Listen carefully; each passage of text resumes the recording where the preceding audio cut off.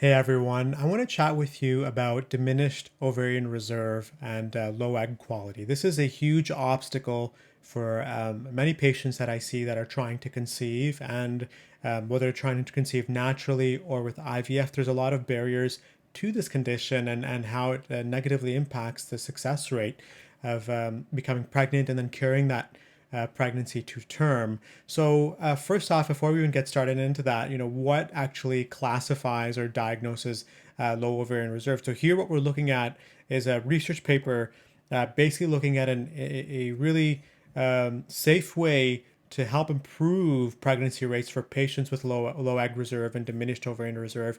And the diagnostic criteria that are generally used to diagnose this, if someone has low ovarian reserve, is if they have seven follicles or less on an ultrasound. So the antral follicle count is usually seven or less. We also see a blood test called AMH, anti-Müllerian hormone, and AMH is a hormone that's produced from follicles themselves, and it's actually an estimate, not a 100% accurate estimate, but it gives us a pretty general idea of how many follicles are left and what the egg reserve is looking like. So if that AMH value is 1.1 or less, 1.1 nanograms per milliliter, then we're also looking at that diminished ovarian reserve classification. And also, if someone's done an IVF in the past and they were unable to retrieve more than three follicles, then we also would diagnose diminished ovarian reserve. And then age is a big factor, obviously. So if a patient is above the age of 40 or 40, then we're diagnosing that patient with diminished ovarian reserve. So the two big issues that can arise with diminished ovarian reserve is usually a decreased amount of follicles that can be retrieved with fertility treatments. And equally important is the quality of those eggs. So when we have a follicle, if it has what's called a euploid DNA balance, so it has a correct number of chromosomes, 23, then we have a genetically correct, embryo, follicle that has a higher likelihood of leading to pregnancy. And not that all aneuploid or eggs that have an imbalance in the follicles, imbalance in the number of chromosomes, can't lead to healthy pregnancy.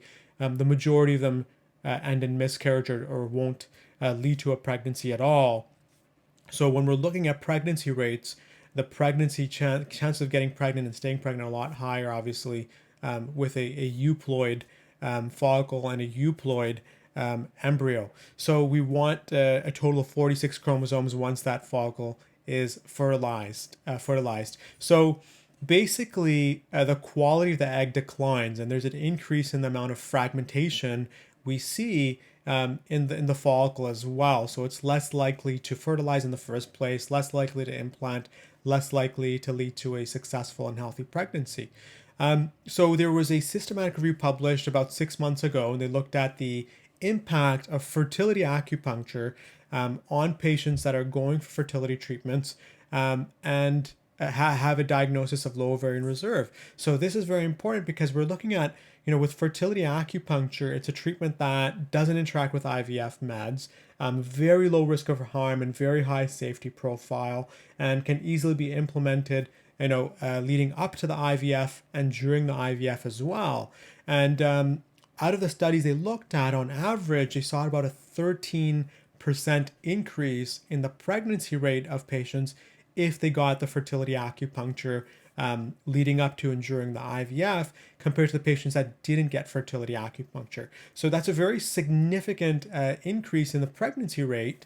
And this is the clinical pregnancy rate. So basically, patients get pregnant, they have a positive home test, blood test, and they have the first ultrasound to confirm that everything is looking okay.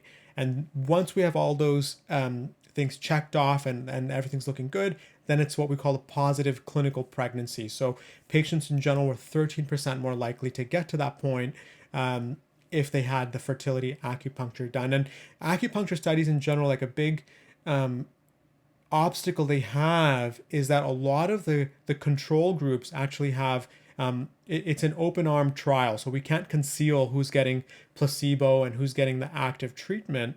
And then the other issue we run into with fertility acupuncture clinical studies is that some of the control methods that have been used have been argued to actually be active in themselves. So they're not truly inert treatments. And that can skew or affect the treatment results as well. So obviously with like all acupuncture, we want to see larger studies to confirm these findings. But with the research over the last decade showing that fertility acupuncture can improve pregnancy rates, it's not surprising to see this newer systematic review find similar results again, especially with these newer protocols that include electroacupuncture for patients going for IVF.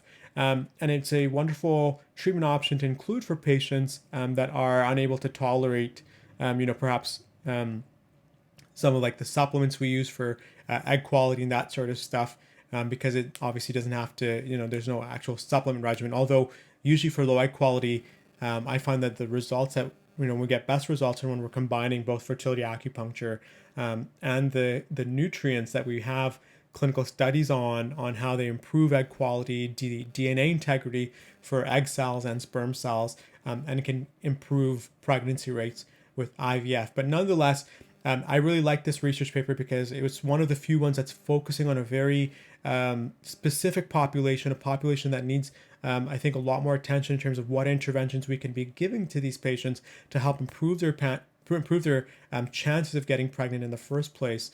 And fertility acupuncture seems to be one of those interventions that can be discussed with patients and offered for them as a valuable treatment option to add on to their assisted reproductive technology, whether that's an IUI or IVF. All right, guys. So as always, if you have any questions, send us a direct message or drop us a comment here, and we're always happy to answer any questions you have. All right. Have a great day.